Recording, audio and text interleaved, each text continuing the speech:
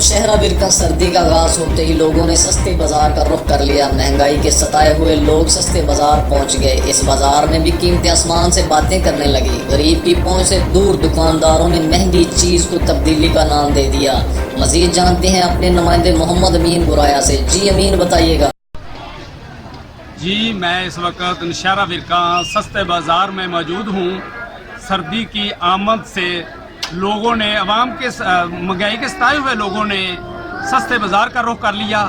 سستے بازار میں معززین شہری میرے ساتھ موجود ہیں، ان سے جانتے ہیں وہ کیا کہنا چاہتے ہیں۔